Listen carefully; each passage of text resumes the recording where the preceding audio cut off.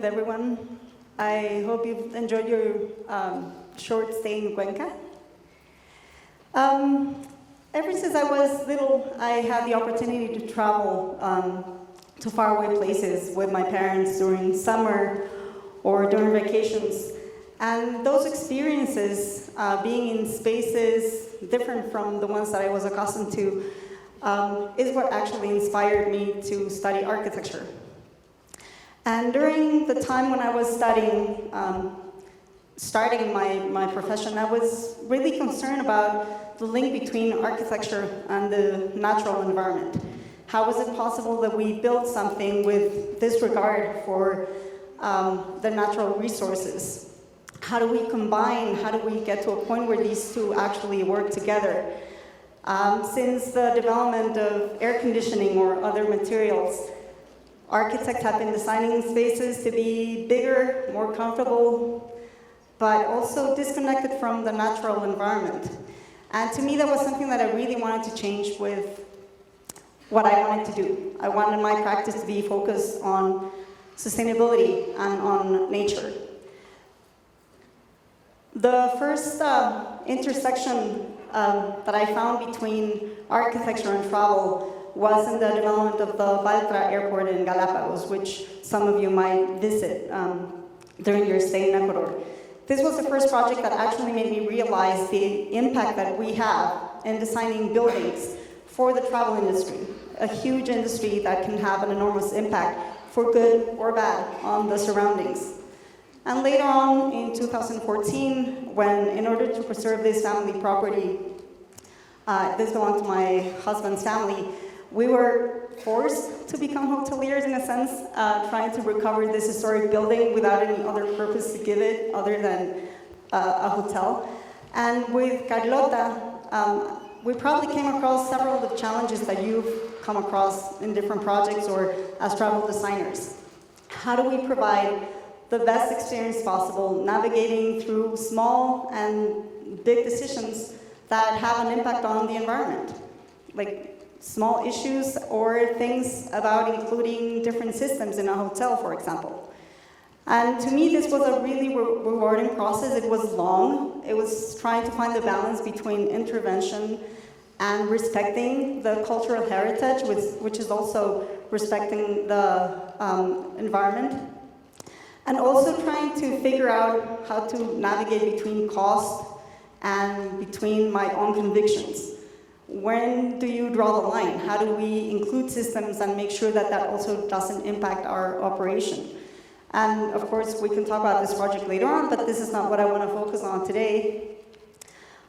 In 2023, you have seen we have an incremental amount of devastating events, floods, fires, droughts. This is just a signal of how bad we've been dealing our relationship with nature. It's the result of a long process of just taking for granted everything and just thinking that we have end use of resources. And I think it also puts us in a different perspective. We think about, climate change, this is a big issue. If we don't do something about it, the world's going to end. Well, we are probably not going to be here, but the world certainly is going to carry on. Nature is resilient. We are not. So what's going to happen is that most of our cities are going to be taken over by nature once we cannot adapt and live with conditions that change our living standards. But I'm not to talk about our extinction. I'm here to talk about how do we collaborate, how do we understand that we share this ecosystem with 2 million other species. How this is not our property, but something that we have been trusted to take care of. And particularly as an architect, I feel responsible because our industry is responsible for 40% of the emissions. And this, of course, has to do with all the spaces that you get to enjoy. Your house, your office, those places that you go to learn, the places that, as a travel designer, I design for travelers to visit, or the spaces that you, as travelers, decide to visit. All of these have an immense impact. So the choices that you make actually can contribute to this and can become part of the solution. And also the travel industry, responsible for the other 11%. Of course, this has to do also with transportation, but most of it is also due because of the infrastructure. So, combining these two, I keep on asking myself, are we doing enough as travel designers, as travelers?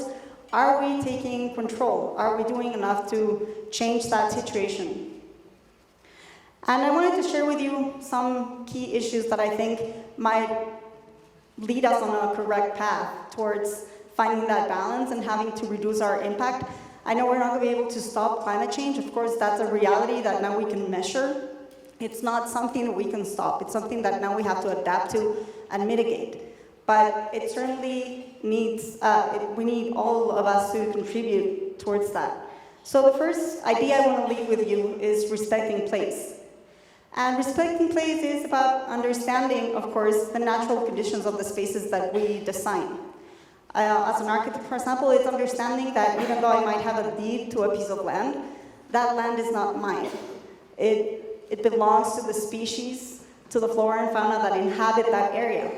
So respecting place is understanding that I have to respect everything that comes with it, the topography, hydrology. I have to work with the different conditions that actually make it possible for me to enjoy that space. Architecture then becomes not something that has to be the stellar piece or something that needs to attract. Architecture becomes just a medium for travelers and for people to enjoy the natural landscape. In our projects, we've tried to do that. What we do is try to recover, of course, the existing ecosystems, even in areas that have been degraded. How do we recover that and make that a purpose? Make that the scenery where architecture can actually work towards preserving the environment. This is another project in Mexico, Boca de Agua. This project is really interesting also. It's on a lagoon near Tulum. And this is all designed to be floating on top of the lagoon so that migration patterns of species in the water are not disturbed. It's important for us to understand that every decision that we make from the beginning is what's actually going to determine the impact that we have. It's the way that we can turn tourism and the travel industry through its infrastructure into a resource for ecosystem recovery and preservation. And once we've established that symbiosis with the surroundings, only then can we move into a positive resource cycle. And this is where, of course, you visualize the impact that we have as travel industry. All the water that we use in our processes, waste that we generate along the way, energy that we use in the spaces that we visit. So the interesting thing was, talking about Latin America.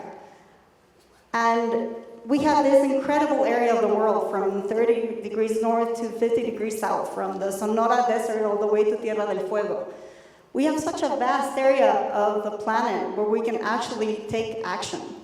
And also to think that in this area, we have this big portion of it where we can actually have systems that do not require the use of energy. These are tropical climates, temperate climates, when we can achieve thermal comfort without using energy for conditioning, if we make the right choices, if we design spaces to adjust to the local climate and weather. It's also an area where we can harvest sun. We have the greater possibility in the world to produce green energy in this area, either wind, solar. We have great opportunities to do water recovery and reuse and repurposing. And we also are home to most diverse areas in the planet. So what are we doing to take care of our portion of the world? And thinking about resource cycle, of course, like I mentioned, it's about designing. Everything starts with decisions early on. So thinking about the way wind is traveling through a site, or the sun. How do we adjust to these conditions to make sure that our architecture, or the projects that you are designing, or the spaces that you are visiting, actually take advantage of that?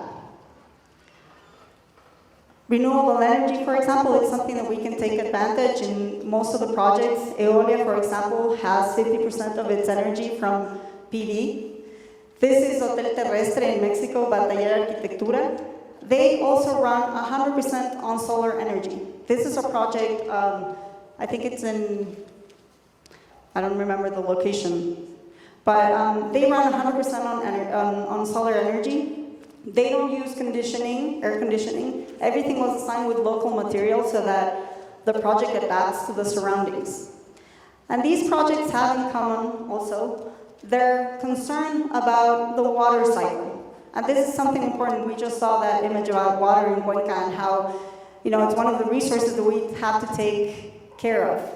Something that we've used without disregard. Because currently our governments and our own economic systems don't place the importance on resources. Energy and water are devalued because we don't give them the actual cost that they have. Subsidies, misconceptions.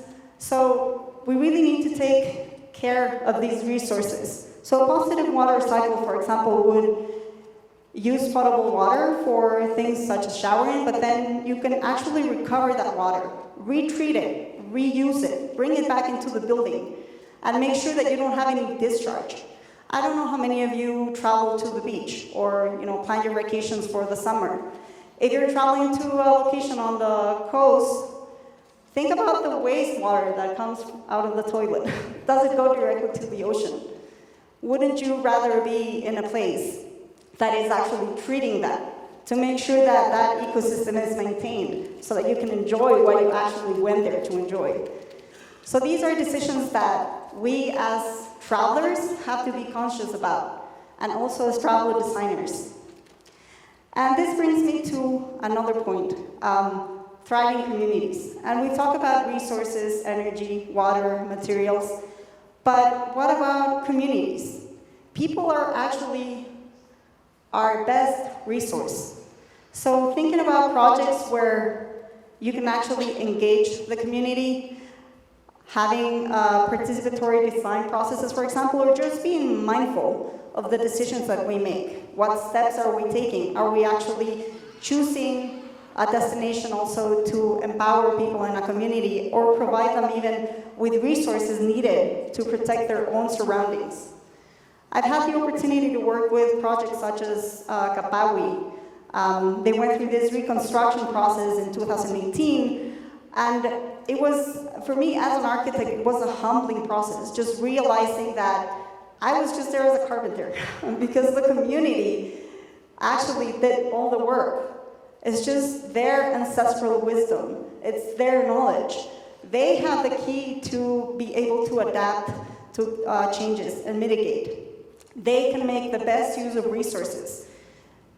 But as traveler was the impact that this project left me marked the most. As traveler, I have the possibility of having a huge impact on the community by selecting the places that I visit and the purpose for my travel, whatever it is, just being mindful. And Design for Inspiration actually, I think, summarizes everything. It encompasses everything, and it's in the travel industry that we can have the greatest impact. Tourism is actually one of the best tools that we have for income generation. It's also one of the best tools for sharing that income across communities. So if you think about the Design for Inspiration, it's about designing spaces that actually make you want to preserve an area. If you travel to a destination, why not preserve it? If you're not connected to a location, if you don't have a memory that connects you to it, you probably don't care, probably don't put that effort. But if you take that to heart, if you think about spaces and experiences that you want your kids to have, this is something that you want to do. You want to create experiences and travel to places that you can cherish and share. Oops. So I was talking to a friend, a photographer, expeditionary, about climate change. And he asked me this important question: why do you travel? You're in the travel industry. If you're so concerned about environmental impact and carbon emissions, and why do you travel? Why do you get on a plane, on a car, and travel long distances to a remote location? And, I didn't say anything at the time because it's true. All of us, when we travel, we take a plane, we emit, 90 kilograms of CO2 per hour just to get to a destination. But it's just because by doing that, we're actually preserving those spaces. We can create those relationships with the communities and with the locations. We can then inspire others also to take action. And that's what travel is about. When I was small and when I was little, I was really afraid of the dark. I had trouble going to sleep at night. And the only time that I could do it without any fear was when I was traveling. It was magical. The emotion of new experiences overcame fear. And that's something that I take today now. If we are paralyzed by fear, by facing all of these challenges, climate change, probably our perceived inability to take action, I invite you to travel and to do it consciously, to be mindful of every step you take and every choice you make as a traveler or as a travel designer for your clients. So I think that's what I wanted to share. Thank you.